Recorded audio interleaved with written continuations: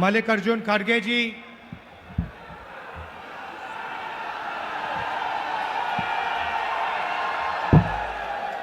केसी वेणुगोपाल जी, अजय कुमार लल्लू जी, भक्त चरण दास जी, रामचंद्रन कदम जी, स्टेज पे कांग्रेस पार्टी के सीनियर नेता और हमारे कांग्रेस पार्टी के उड़ीसा के प्यारे कार्यकर्ता भाइयों और बहनों, प्रेस के हमारे मित्रों, आप सबका यहाँ बहुत बहुत स्वागत। आप दूर दूर से गर्मी में हमारी बात सुनने आए, इसके लिए आपको मैं दिल से धन्यवाद करना चाहता हूँ।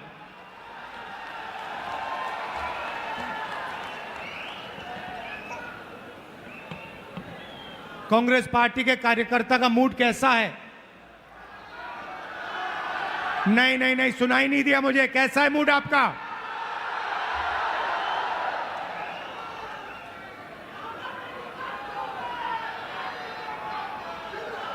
आप लोग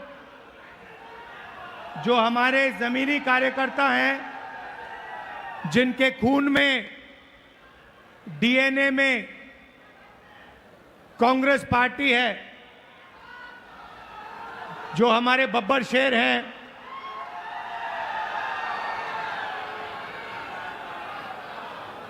आप उड़ीसा की जो जनता है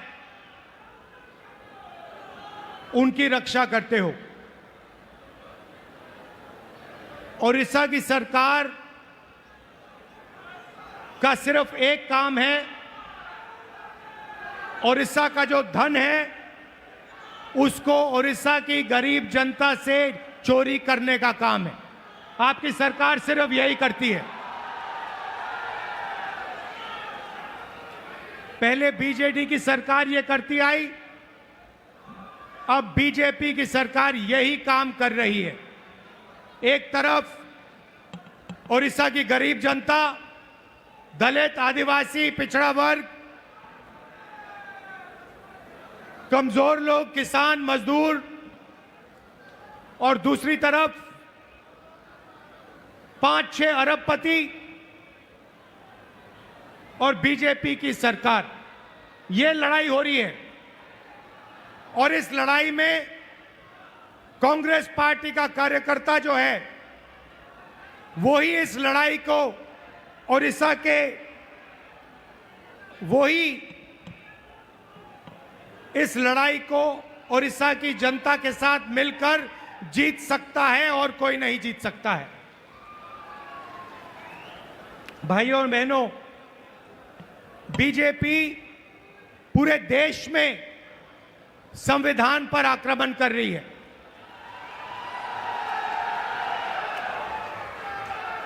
जहां भी हम देखते हैं संविधान पर बीजेपी के लोग आक्रमण कर रहे हैं। कल मैं बिहार में था और बिहार में जैसे महाराष्ट्र में चुनाव चोरी किया गया, वैसे ही बिहार में चुनाव चोरी करने की कोशिश की जा रही है।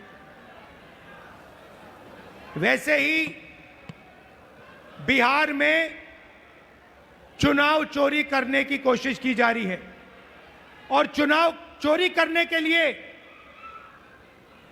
इलेक्शन कमीशन ने नई साजिश शुरू की है।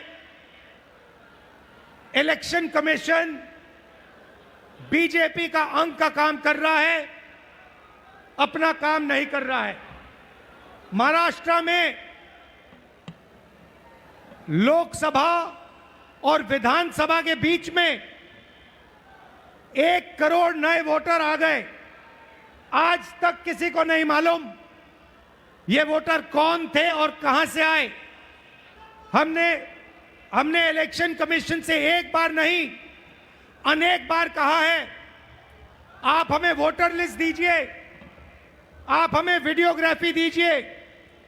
इलेक्शन कमीशन नहीं देता है और जो चोरी महाराष्ट्र में हुई वही चोरी फिर से ये लोग बिहार में करने जा रहे हैं।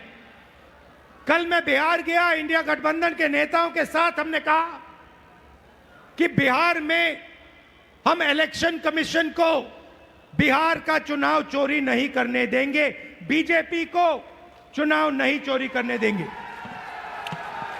भाइयों और बहनों, ओडिशा इनका मॉडल है। यहां पे 5-6 बड़ी कंपनियों को ये आपका पूरा का पूरा धन दे रहे हैं। अभी मैं डेलीगेशन से मिला, किसान के डेलीगेशन से मिला, महिलाओं से मिला और उनकी आवाज सुनी, उनका दुख सुना, उनका दर्द सुना। भाइयों और बहनों,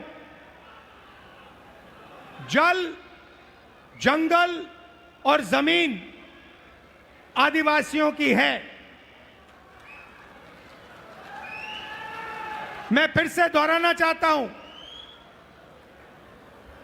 जल, जंगल और जमीन आदिवासियों की है और आदिवासियों की रहेगी।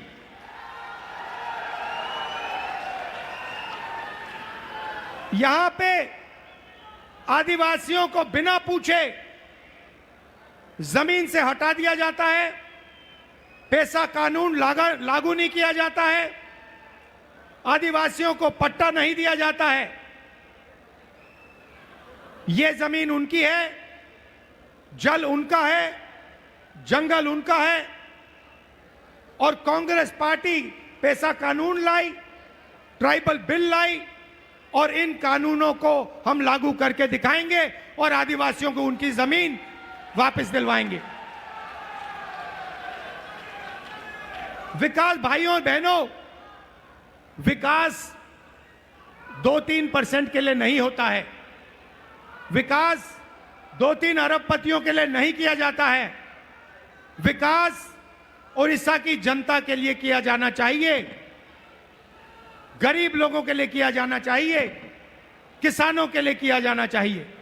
यहां की सरकार 24 घंटा आपका धन, आपका जंगल, आपकी जमीन आपसे छीनती है, आपको जमीन से हटा देती है, आपको सही मुआवजा नहीं देती है, आपको धमकाती है, आपको डराती है।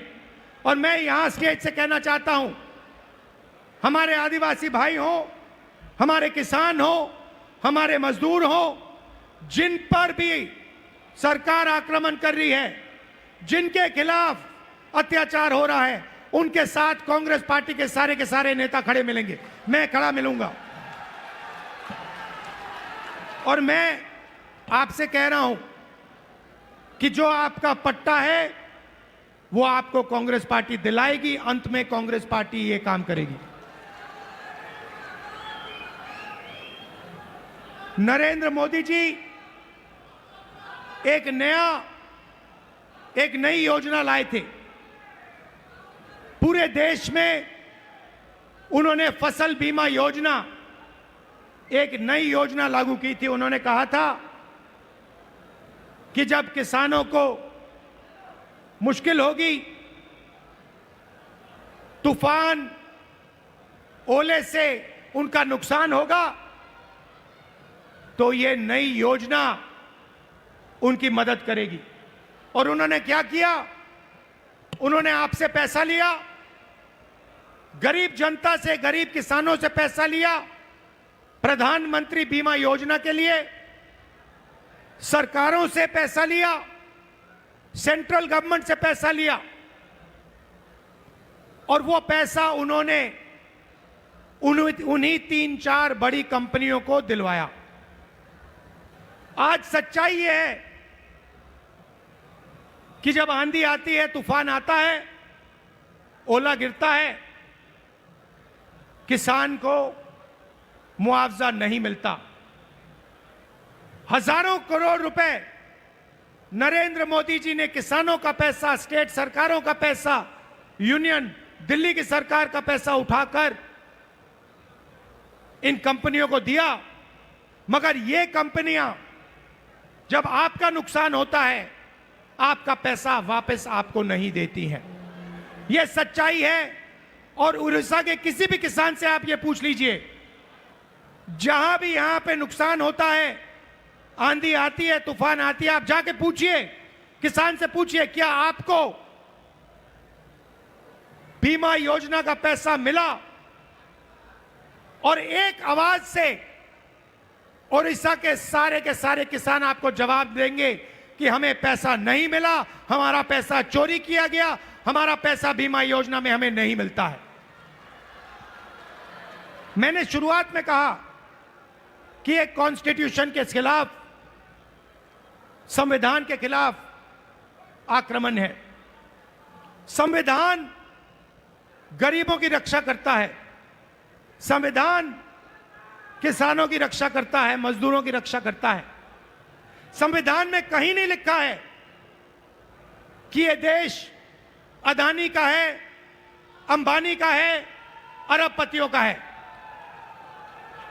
ये आप संविधान खोल के देखिए, इसमें लिखा है कि यह देश हर नागरिक का है, इसमें हर व्यक्ति को एक वोट मिलेगा। जमीन इस देश की है, गरीब जनता की है, किसानों की है, किसी एक अरबपति की नहीं है। मगर जहां भी हम देखते हैं, चाहे वो उड़ीसा हो, छत्तीसगढ़ हो, जहां भी हम देखते हैं, एक नाम दिखाई देता है, अदानी, अदानी, अदानी, अदानी।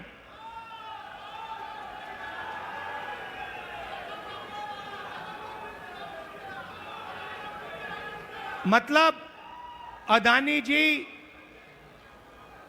ओडिशा की सरकार चलाते हैं, अदानी नरेंद्र मोदी को चलाता है। और जब ओडिशा में जगन्नाथ यात्रा निकलती है, आप सोचिए रथ निकलता है, जगन्नाथ यात्रा का रथ निकलता है, लाखों लोग उसको देखते हैं, उसके पीछे चलते हैं, और फिर एक ड्रामा होता है, रथ को अदानी जी और उनके परिवार के लिए रोका जाता है। इससे आपको ओडिशा की सरकार के बारे में सब कुछ समझ आ जाएगा। यह ओडिशा की सरकार नहीं है, यह आपकी सरकार नहीं है, यह अदानी जैसे 5-6 अरबपतियों की सरकार है।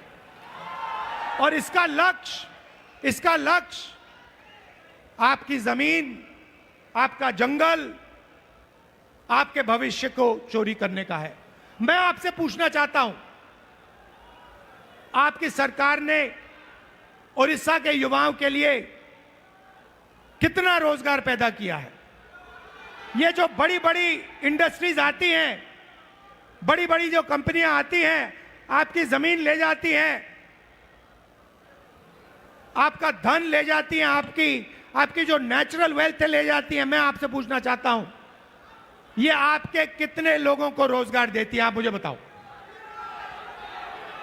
आपका रोजगार खत्म करती हैं, छोटे बिजनेसेस को, छोटी कंपनियों को, स्मॉल मीडियम बिजनेसेस को खत्म करती हैं, और फिर आपकी जमीन, आपका धन, आपका जंगल, आपका जल उठा के ले जाती है। और एक नई बात शुरू हुई है, ओडिशा में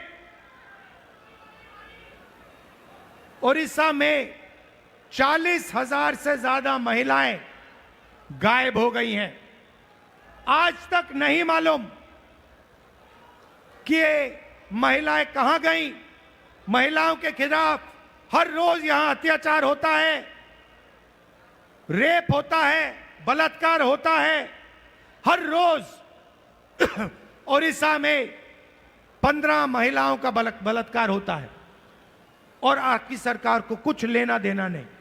आपकी सरकार सिर्फ 24 घंटे आपका खून चूसती है, आपकी जमीन छीनती है। ना उनको महिलाओं से कुछ लेना देना, ना उनको रोजगार दिलवाना है, ना उनको युवाओं से कुछ लेना देना है।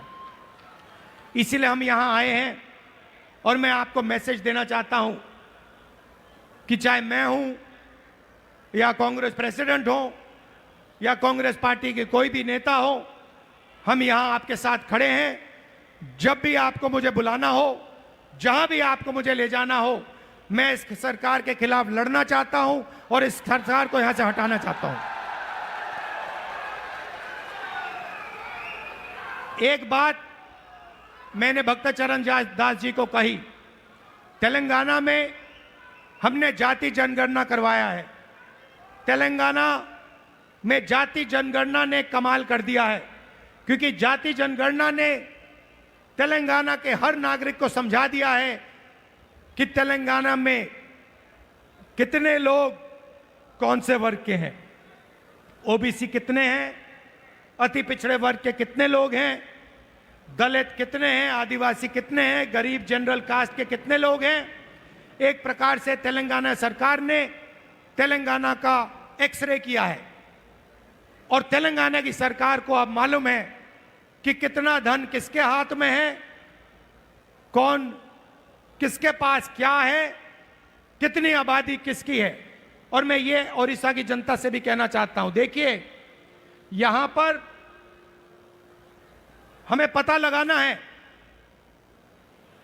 दलित कितने हैं, आदिवासी कितने हैं, पिछड़े वर्ग के लोग कितने हैं, गरीब जनरल कास्ट के लोग कितने हैं, क्योंकि हम चाहते हैं कि सरकार में, इकोनॉमी में, विकास में सबको भागीदारी मिले।